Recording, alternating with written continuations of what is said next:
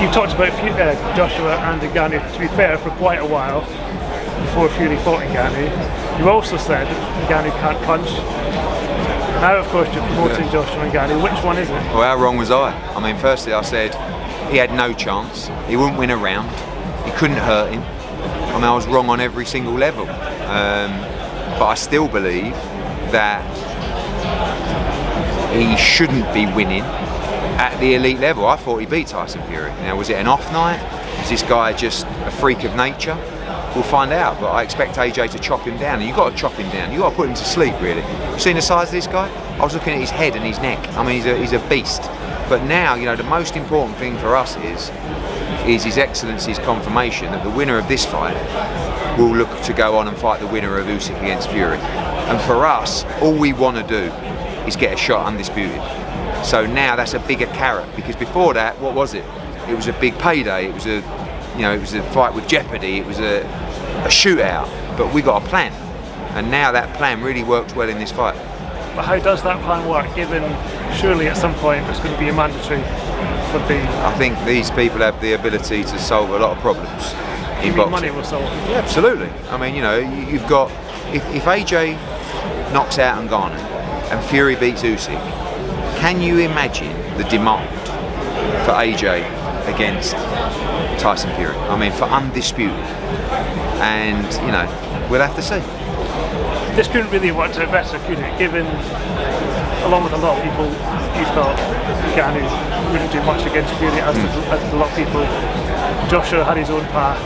Now Joshua can almost fight Ngannou as a legitimate boxer. Yeah, I mean, we had the opportunity to fight Ngannou before, and AJ didn't want to do it because for that reason. He said, I don't want to just think that I'm a serious guy. I want to win a world heavyweight championship. I thought Ngannou beat Fury. If we didn't, it was a draw or he lost by a round. It's that close. He dropped him, so that gave him the credibility. What we don't know is, was it a one-off?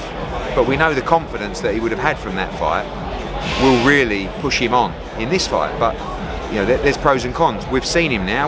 Ben Davidson's got 10 rounds of footage to come up with a plan to beat him. But he's unpredictable as well. But the reality is, Fury surely wasn't on his game that night. Maybe he's a shot fighter. We'll find out on February the 17th. Do you think he's a shot fighter? No, I definitely think that it's very difficult. Imagine going into a fight having no idea what the other person's going to do. So you've got to figure him out from the first bell. So it's not easy. But, you know, how big a puncher is Ngannou? People tell us he's a monstrous puncher. Is Fury's chin going a little bit? Or was it just the power? It was a glancing shot. You know, I mean, there's a lot of unanswered questions. When it was mentioned that you and Frank would have the five fighters against fighters, that's the one on social media who's gone crazy. And that was mentioned in Riyadh last time by His Excellency. You know, he said, I think he saw the response of me and Frank together in the first presser, and then his vision is like, let's do Matchroom v Queensberry, 5v5. And I'm talking about, you know, a reality show around it. We're talking about a bonus for the team, so you can all sit there even if you get beat in the first fight and cheer on your man to try and win 3-2. It's massive on so many levels. I mean, you've got like Fury against AJ, you've got, Callum Smith against Yard, but you've also got so many great fights all the way down. Like you talked about Masood against Liam Davis, Nathaniel Collins against Hopi Price. These are just the aperitifs, or whatever you call them, you know, to kick off the night. So we need more than 5. I'd like to do 10, but 5 big ones. It would be a special event. What does it say about boxing that it's taken Saudi Arabia to come along with the money for these fights to happen? More about life, really, than anything. I mean, when you've got rivalry between two competitive people, but also don't forget, we've got jobs to do for our networks. So when I was with Sky, we wanted to keep all our fighters on Sky. When we was now with DAZN, we want to keep everybody on DAZN.